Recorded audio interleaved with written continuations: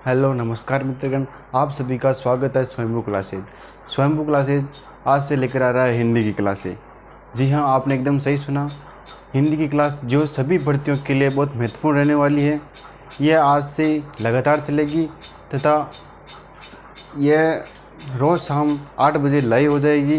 Video को like और share करें और बिना कहीं सब्सक्राइब भी कर ले, क्योंकि अब लगातार क्लासेस चलने वाली हैं जो सभी भर्तियों के लिए महत्वपूर्ण है।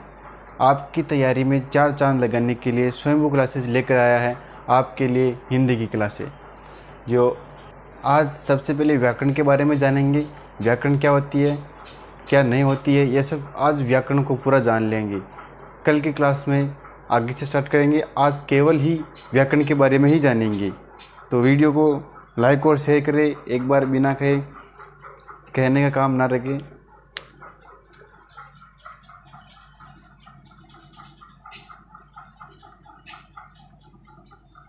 यह हिंदी की पहली क्लास रहने वाली है।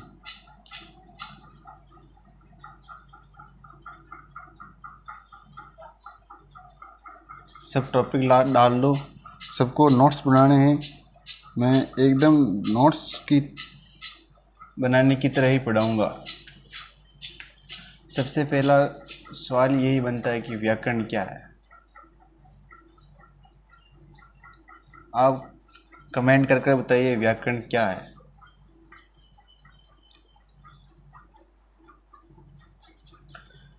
क्या व्याकरण एक ग्रंथ है? क्या व्याकरण एक रचना है? क्या व्याकरण एक पुस्तक है? क्या व्याकरण एक संस्मरण है? क्या व्याकरण एक ग्रंथ है? कमेंट में अवश्य बताइए।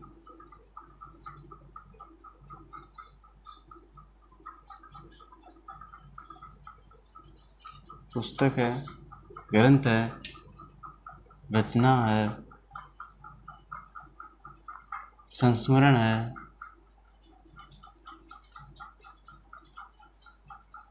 या व्याकरण शास्त्र है।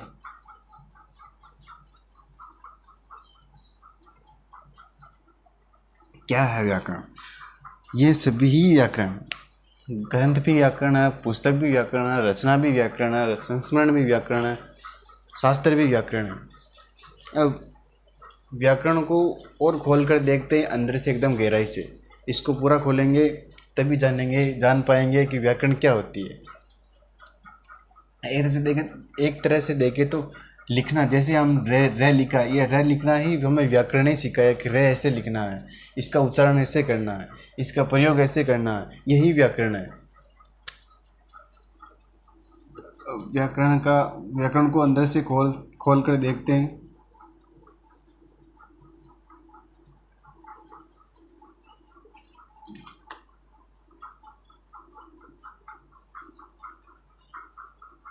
व्याकरण का विच्छेद करें तो वी प्लस आकरण, क्या ये इसका सही संधि विच्छेद है या ये इसका अंतिम शाब्दिक विच्छेद है? क्या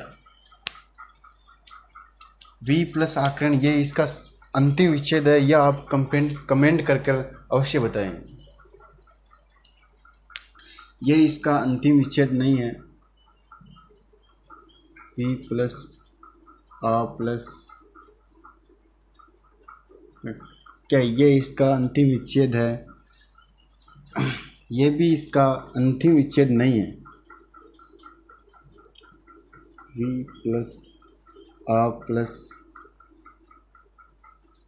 क्री प्लस अन, ये इसका अंतिम शाब्दिक विच्छेद है।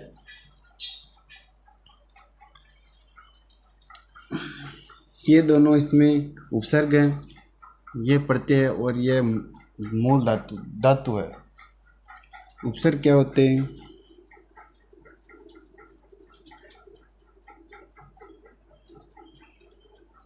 उपसर्ग ये मूल शब्द के पूर्व यानी पहले जुड़ते हैं, उन्हें उपसर्ग कहते हैं।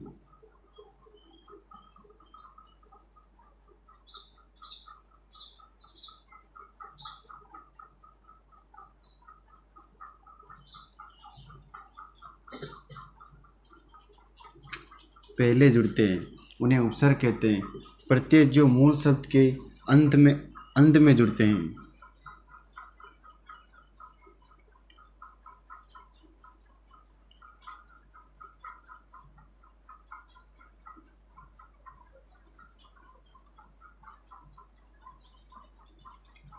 और यह इसका अंतिम शाब्दिक विच्छेद है।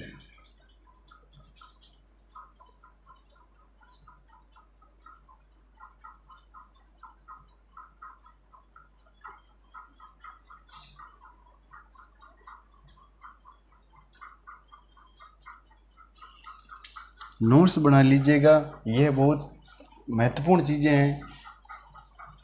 आज तक आपने कभी भी व्याकरण की परिभाषा नहीं जानी होंगी, आज इसी क्लास में जानेंगे हिंदी व्याकरण, जिसमें व्याकरण की परिभाषा शायद ही आपने कहीं पर पढ़ी होगी या जानी होगी। अब देखो, ये इसी के साथ देख ले, हम जितने भी प्रश्न बनते हैं यहाँ से वो सभी इसी क्लास में एक ही साथ बनाएंगे। ये नहीं कि वो बाद में देखेंगे, वो पहले देख लिया, ऐसे नहीं, जो बनते हैं वो सब यहीं पर। व्याकरण में कौन सा समास है, ये आप कमेंट कर कर बताना कि कौन सा समास है व्याकरण में।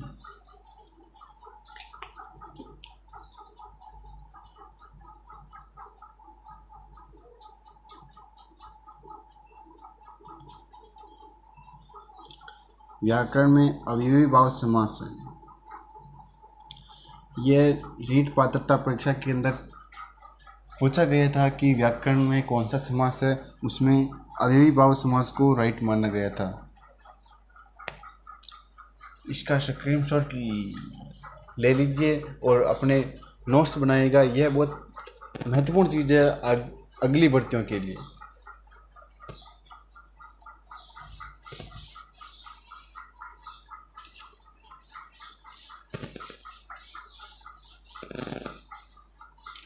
अब हम जानेंगे हिंदी की परिभाषा। मुझे तो नहीं लगता है कि आपने कभी हिंदी की परिभाषा पढ़ी है।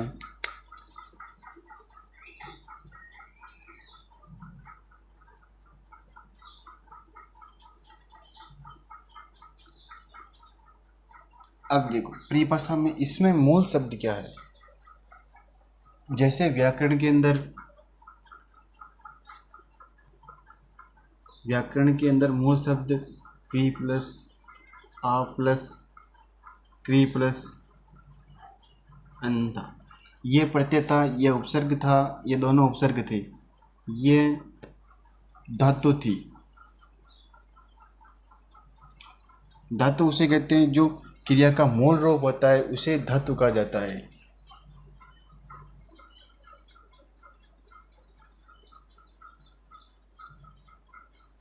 क्रिया का मूल रूप उसे धातु कहते हैं। इसी प्रकार भाषा के अंदर कौन सी धातु है, या आप कमेंट करके बताइए।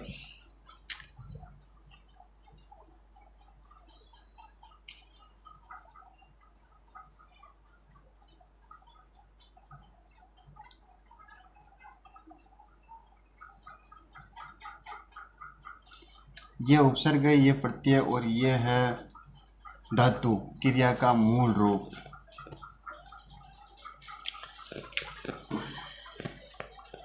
अब इसकी व्याकरण की परिभाषा के बारे में जानेंगे। ये लाइन आप वहाँ पिछले वाले वहाँ पर लिख लेना जहाँ पर व्याकरण का विच्छेद किया था।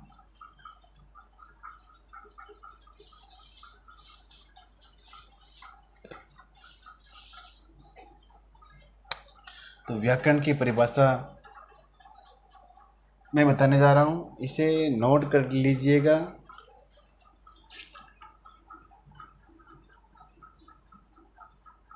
व्याकरण एक ऐसा ग्रंथ है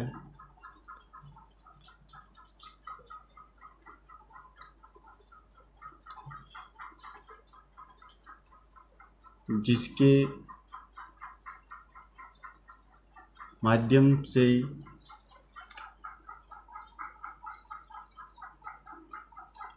भाषा का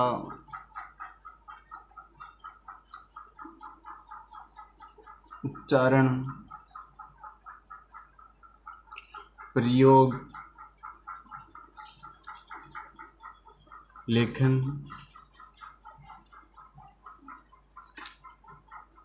के नियमों का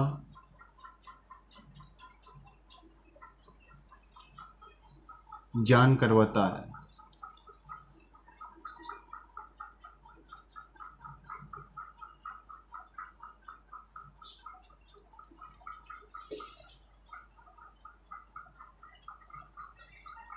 व्याकरण एक ऐसा ग्रंथ है जिसके माध्यम से वह हमें भाषा का उच्चारण, प्रयोग, लेखन के नियमों का ज्ञान करवाता है। जैसे ये ल लिखा है हमने, तो ये क्यों, कैसे लिखना है, कौन सा उच्चारण करना है, ये सब हमें व्याकरण ही सिखाता है। तो ये व्याकरण की परिभाषा होगी। एक परिभाषा इसकी और है, भाषा को शुद्धिकरण, भाषा को शुद्धिकरण करने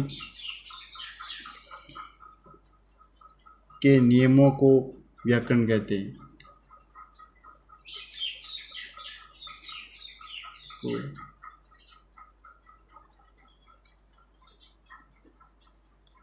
व्याकरण कहते हैं।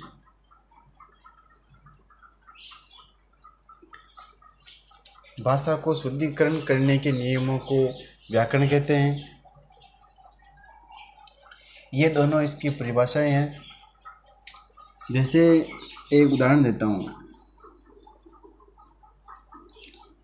जैसे कि बच्चे को काटकर फल खिलाओ।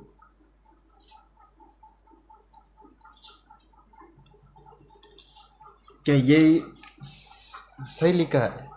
ये सही है क्या? आप कमेंट करके अवश्य बताएंगे। बच्चे को काटकर फल खिलाओ, ये बिल्कुल गलत है। बच्चे को फल काट कर खिलाओ।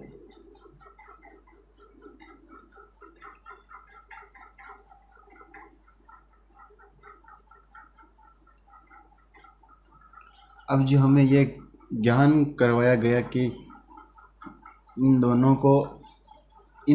दोनों शब्दों में आगे पीछे करना है, ये ज्ञान हमें कहाँ से हुआ? ये व्याकरण से हुआ। ये ज्ञान हमें व्याकरण ने करवाया।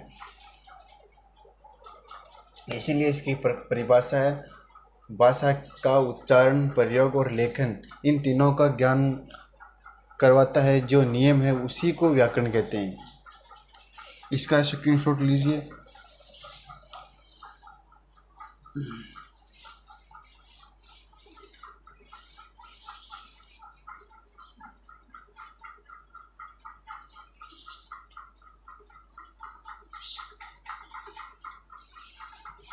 अब हम जानेंगे व्याकरण का शाब्दिक अर्थ। क्या होता है हिंदी का व्याकरण का शाब्दिक अर्थ? तो कमेंट कर अवश्य बताइएगा कि व्याकरण का शाब्दिक अर्थ क्या होता है। ये जान लीजिएगा कि व्याकरण का शाब्दिक अर्थ क्या होता है।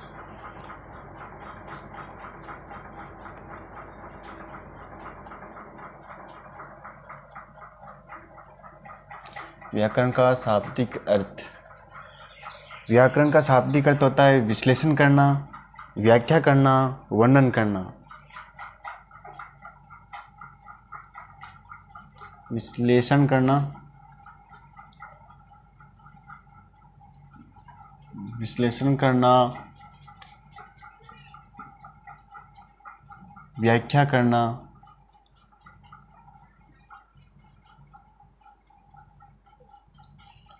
व्याख्या करना, वर्णन करना,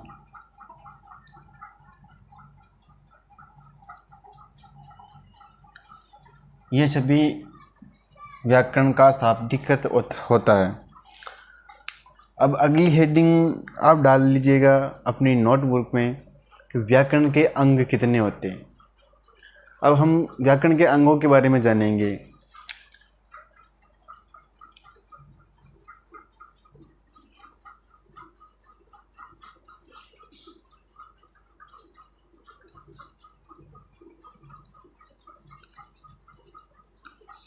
व्याकरण के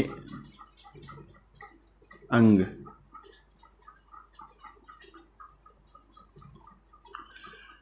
क्या इन अंगों को हम और भी कुछ अन्य नाम से जान सकते हैं? इन अंगों को हम घटक कह सकते हैं, इन अंगों को, व्याकरण के अंगों को घटक कह सकते हैं, कारक कह सकते हैं, तत्व कह सकते हैं। तो एग्ज़ाम में कारक, तत्व, घटक कुछ भी आ जाए, ये 3 होते हैं। व्याकरण के अंग 3 होते हैं, यही बताने हैं। इन्हें हम कारक कह सकते हैं, घटक कह सकते हैं, तत्व कह सकते हैं। ये 3 होते हैं।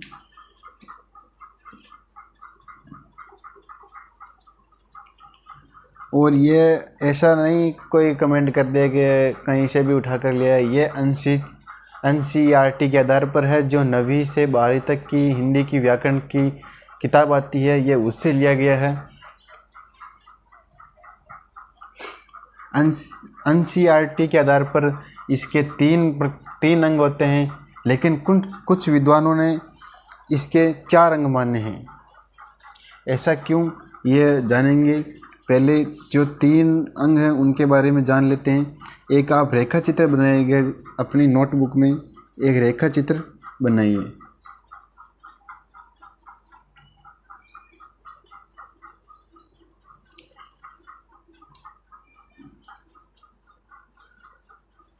पहला है वर्ण, दूसरा है शब्द और तीसरा है वाक्य।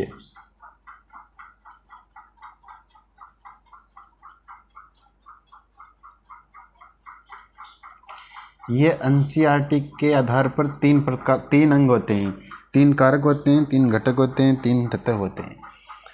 लेकिन जो मैं अब वो लाइन लिखने जा रहा हूँ वो आप अपनी नोट कर लीजिएगा कि कुछ विद्वानों के अनुसार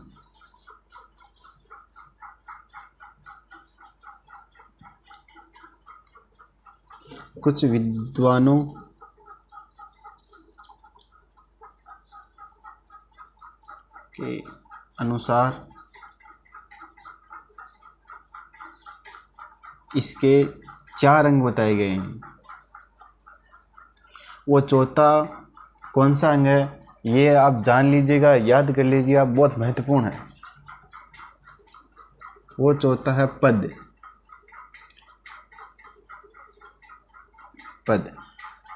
अब इसको ये क्यों NCERT में नहीं माना जाता है और कुछ विद्वानों में माना जाता है, इसका क्या कारण है वो जानने का प्रयास करेंगे।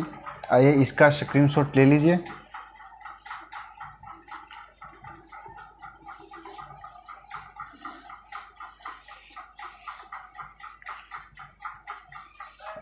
ये बिल्कुल NCERT के आधार पर है।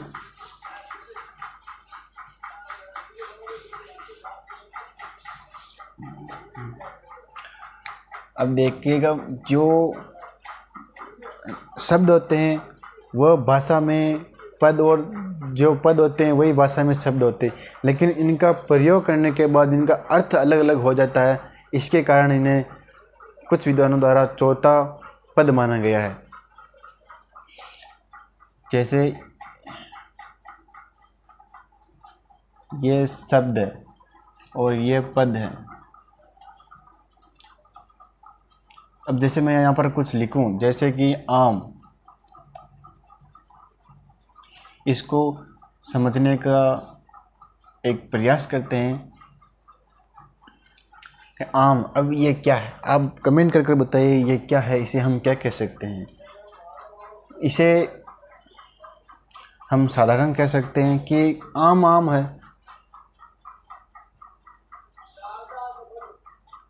सामान्य कह सकते हैं,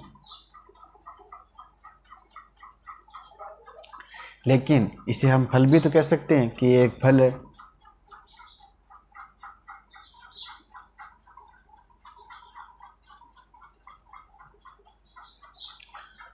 अभी इसका कोई निश्चित नहीं है कि ये आम है, साधारण है।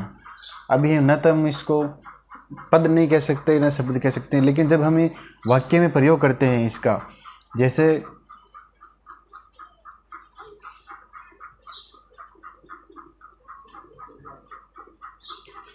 जैसे राम आम खा रहा है।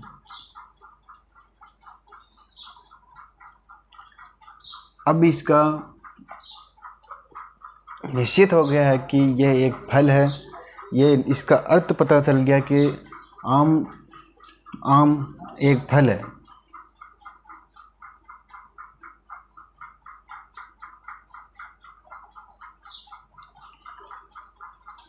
इसका अर्थ हमें पता चल गया है। अब इसे हम साधारण या सामान्य नहीं कह सकते, ये निश्चित हो गया है।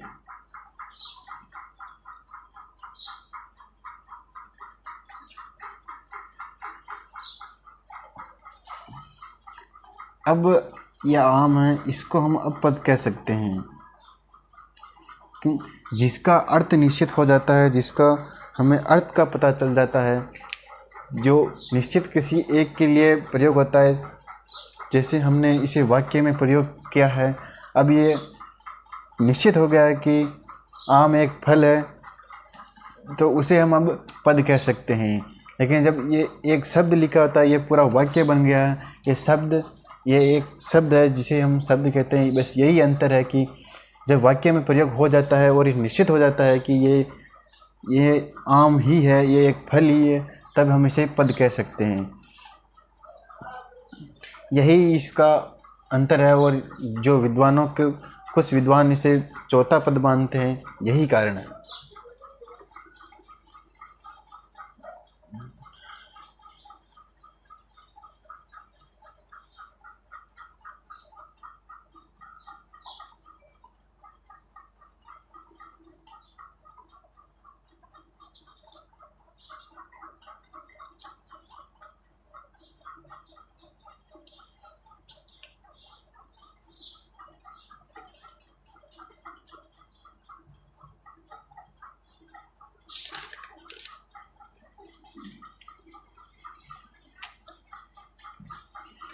तो आज की क्लास में इतना ही। अगला कल की क्लास में जानेंगे। कल की हेडिंग आप लगा लीजिएगा। कल की हेडिंग लगा लेते हैं, व्याकरण के पक्ष।